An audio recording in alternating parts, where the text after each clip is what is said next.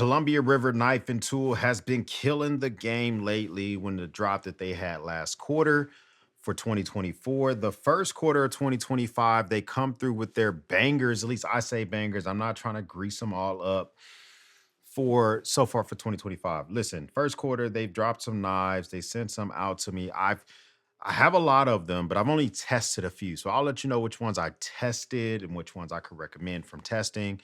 And then I'll just kind of go over the aesthetics for the other one because I don't want to just like straight up and down tell you, oh, this is a banger. And I've actually never cut with it or carried it in a pocket, taken it to a party, going on a night on a town, all that type of stuff.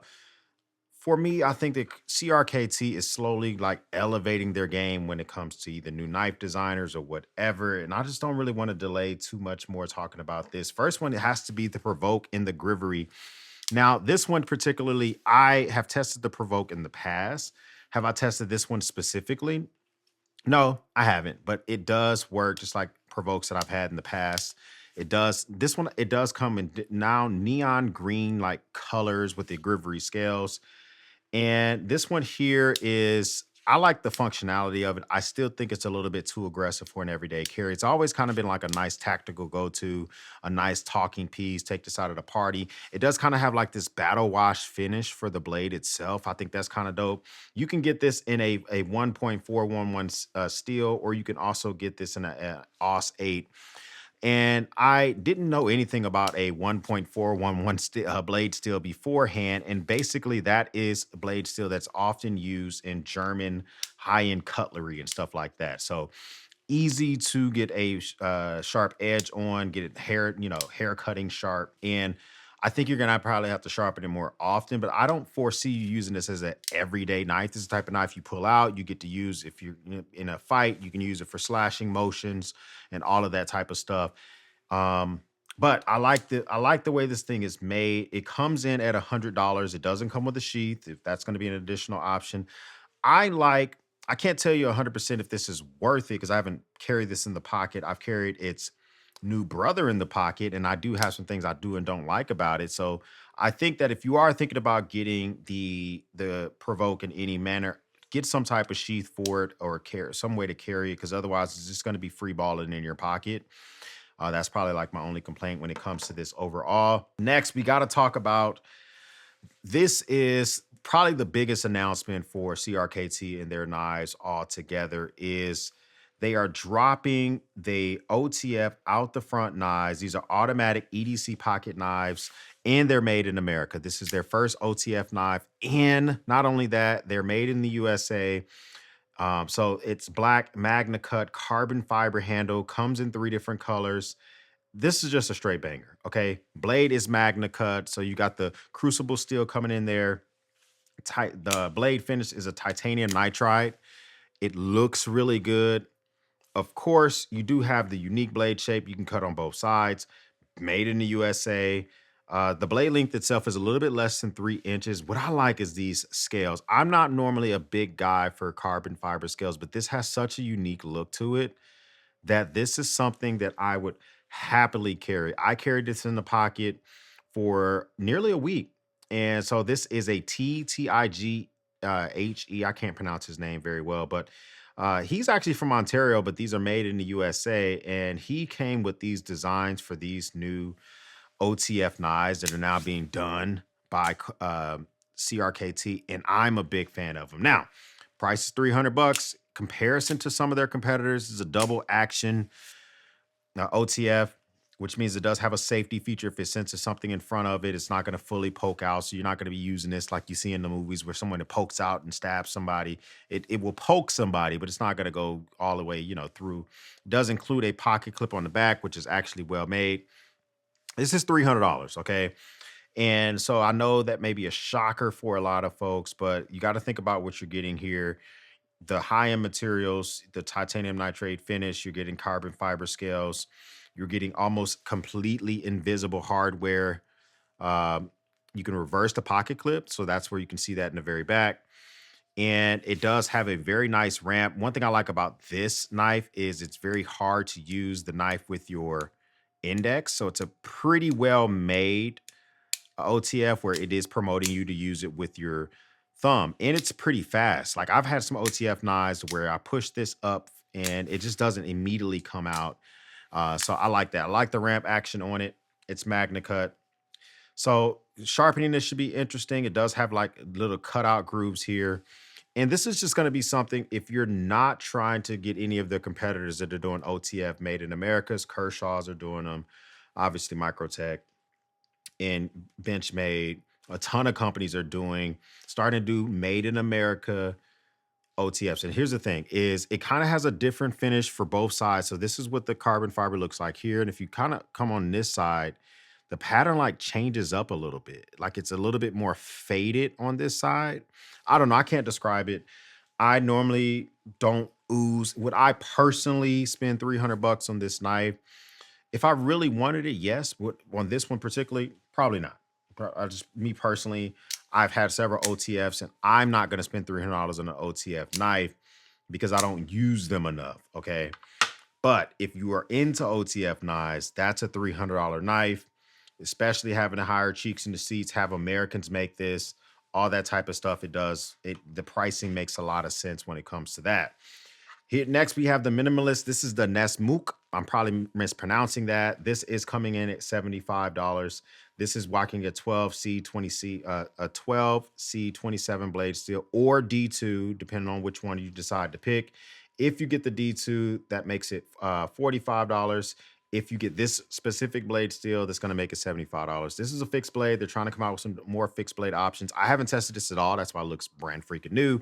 It does come with a sheath. It does come with a clip for the sheath. You can also buy your own aftermarket Alti clip or some other mechanism for you to carry it. They do kind of promote this as a neck, like they have it suited as a neck knife. That's kind of how they have it in the packaging.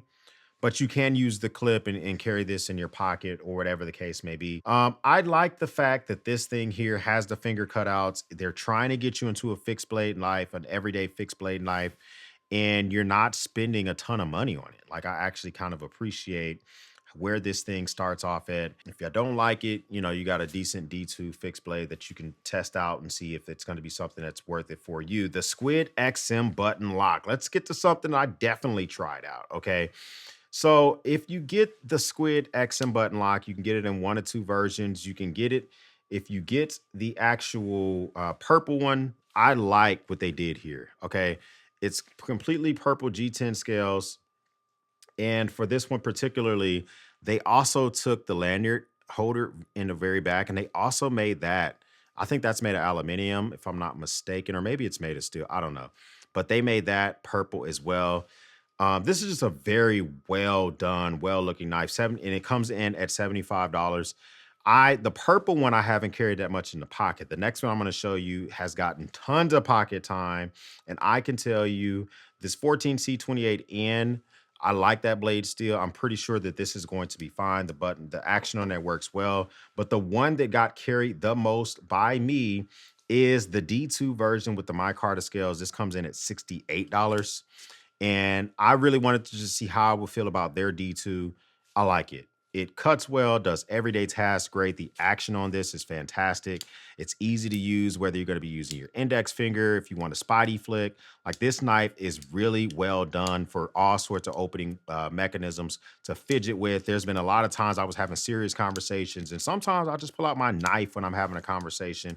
One thing I noticed is that I wish there was a little bit more ramp on the pivot on the thumb stud itself for flicking purposes. You can kind of see it dig in the nail after you use it over and over and over again. I don't even know if you can see that. But other than that, I like this knife a lot. I 100% have always liked the Squid. Now they've come out with this XM version. They have a smaller version as well. But these micarta scales are really well made. And at $68, this is an easy banger. It has a lot of just subtle features that you wouldn't even think about. D2 steel, it does have liners. And I like the fact that they came out with these different color options. They do put a little bit more care in, I say care, but a little bit more features in the 14C28N version that has the G10. You see the button lock matches the G10, at least they try, and then they get the lanyard holder. But these are really, really good looking knives. I think these would be great gifts to give to someone for like a birthday or something like that.